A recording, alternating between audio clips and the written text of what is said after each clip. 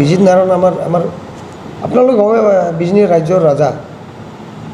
বিজনী ৰাজ্যৰ ৰজাৰ নামত যদি কোনোবাই বডি বিল্ডিং কোনোবাই ফেশ্বন শ্ব' পাতে এইটো হ'ব পায় নেকি?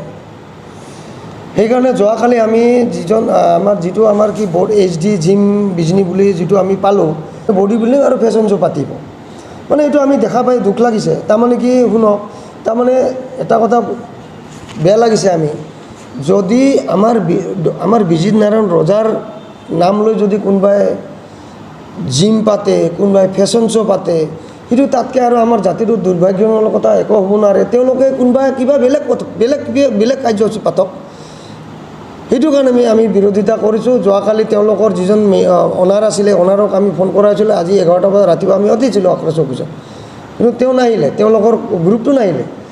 তাতে ভাবিলোঁ তেওঁলোকে মানে কি আমাৰ ৰজাৰ নামত কি তেওঁলোকে বেপাৰ কৰিব বিচাৰিছে নেকি? এক নম্বৰ কথা। আৰু 2 নম্বৰ কথাটো হ'ল কি, আমাৰ যিহেতু বিশেষকৈ আমাৰ ৰাজবংশীৰ যিহেতু আমাৰ ৰজা হয়, নট অনলি ৰাজবংশী, প্ৰত্যেকটো জাতি জনগোষ্ঠী, যিহেতু বিজনীখন আমাৰ ৰাজ্য এখন, আজি ৰাজ্যৰ ৰজাৰ নামত কোনোবাই জিম পাতিব পাৰে নেকি? আজি ডক্টৰ ভূপেন হাজৰিকাৰ নামত জিম পাতিব নেকি? আমাৰ এই যে কি বুলি কয়, আমাৰ এই যে শংকৰদেৱৰ নামত জিম পাতিব পাৰিব নেকি? সেইটো কথা নহয়। যাক যেনেকৈ অনাৰ দিবলৈ আহিছে বা অনাৰ দিব লাগিছিলে, আমি বেয়া পাইছোঁ সেইকাৰণে, আৰু তীব্ৰভাৱে আমি গৰিহণা দিছোঁ আৰু ধিক্কাৰ জনাইছোঁ। আমি সন্মানে তেওঁলোকক হাত আমি অনুৰোধ জনাইছোঁ, যাতে আমাৰ বিজিত নাৰায়ণ ৰজাৰ নামত যাতে কোনো ধৰণৰ এইবিলাক জিম ফেশ্বন শ্ব' এইবিলাক যাতে নহয়। আৰু বিজনী ৰাইজক আমি জনাব বিচাৰিছোঁ যাতে আপোনালোকে সচেতন হওক, যাতে বিজিত নাৰায়ণ বুলি নহয়, যাতে যিখিনি অনাৰ আছে অনাৰক অনাৰ দিয়াটো আমি বিচাৰোঁ, যাতে আৰু আজিৰ পৰা যিটো আমি কৈছোঁ আপোনালোকৰ সংবাদ মাধ্যমৰ জৰিয়তে আমি ক'ব বিচাৰিছোঁ, যাতে এইবিলাক কাম নহয়। বিজিত নাৰায়ণ ৰজাৰ নামত বহুত কাম কৰিবলৈ বহুত আছে। আজি বিজিত নাৰায়ণৰ নামত এটা পথ হোৱা নাই, বিজিত নাৰায়ণ আমাৰ অডিটৰিয়াম হল নাই, বিজিত নাৰায়ণ এটা প্ৰতিমূৰ্তি নাই। তেওঁলোকে এইটো মাতা মাতি কিনে আজিৰ তাৰিখত এই যে বিজিত নাৰায়ণৰ নামত তেওঁলোকে এই যে জিম খুলিব, ফেশ্বন শ্ব' খুলিব, সেইটো আমি তীব্ৰভাৱে আমি আক্ৰাইছোঁ, গৰিহণা জনাইছোঁ, যাতে এই আমাৰ বিজিত নাৰায়ণৰ আমাৰ ৰজাৰ নামত যাতে এইবিলাক বস্তু নকৰে। তেওঁলোকক আজি আক্ৰাইছৰ ফালৰ অনুৰোধৰ লগতে আমি সকলোৱে দিছোঁ, যাতে এইবিলাক আজিৰ পৰা যাতে তেওঁলোকে এইটো নকৰে। আপোনালোকে পাতক, ফেশ্বন শ্ব' আমি পাতিব লাগে বা বডি বিল্ডিং পাতক, কিন্তু বেলেগ নাম লৈ পাতক না, বেলেগ নাম বোলে পাতক। বিজনীত বহুত নাম আছে, মিষ্টাৰ বিজনী পাতক, আমি বাধা দিয়া নাই।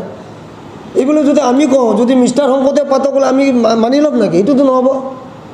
সেইটো কথা ক'লোঁ, যাক যেনেকৈ অনাৰ দিবলৈ হিচাপে কৰক।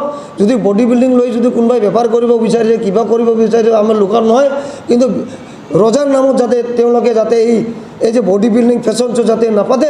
আৰু বিজনী আমাৰ কলেজৰ কৰ্তৃপক্ষক জনাব বিচাৰিছোঁ, যাতে তেওঁলোকক চিন্তা চৰ্চাকাৰী ফেশ্বন শ্ব'ৰ কাৰণে তেওঁলোকে নিশ্চয় আমি ভাবিছোঁ অনুমতি দিছে, তেওঁলোকে অলপ চিন্তা কৰা উচিত, যাতে এই বিজিত নাৰায়ণ যিহেতু ৰজাৰ নামত যাতে ফেশ্বন শ্ব' আৰু বডি বিল্ডিং যাতে নহয়, তেওঁলোকক অনুৰোধ জনাইছোঁ। ধন্যবাদ। চাওক, আমি যোৱাকালি এটা প্ৰস্তাৱ যোগে আমি গম পালোঁ যে বিজনী কলেজত অডিটৰিয়াম হলত আমাৰ মিষ্টাৰ বিজিত নাৰায়ণ নামেৰে আজি যি বডি বিল্ডিং পাতাৰ কাৰণে ST-জন মানে ক্লাবে বা বডি বিল্ডাৰ যি সিহঁতৰ অৰ্গেনাইজাৰ আছে, সিহঁতে সেই অৰ্গেনাইজাৰৰ পৰা আজি মানে আমাৰ ৰজাৰ নামত যেনেকৈ মিষ্টাৰ দিছে, আমি কিন্তু ধিক্কাৰ দিছোঁ। ঠিক আছে হ'লেও আমি সকলোৱে দিব খুজিছোঁ, ৰজাক আপোনালোকে এজন সাধাৰণ মানুহৰ লগত আপোনালোকে নিজেই নল'ব, কাৰণ আপোনালোকৰ সেইটো জ্ঞান আছেনে নাই আমি নাজানো। গতিকে আপোনালোকে এজন সাধাৰণ মানুহৰ লগত ৰজাক যে আপোনালোকে মিষ্টাৰ বনাই দিছে, আমি তাক ধিক্কাৰ দিছোঁ।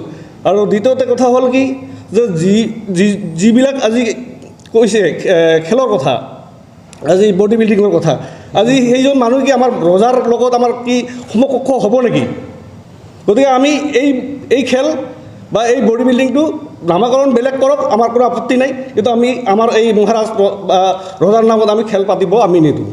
চিধা কথা, কাৰণ বিজনী মহকুমা আক্ৰাইছোঁ আমি চিধা কথা আমি নিদিওঁ। ধন্যবাদ।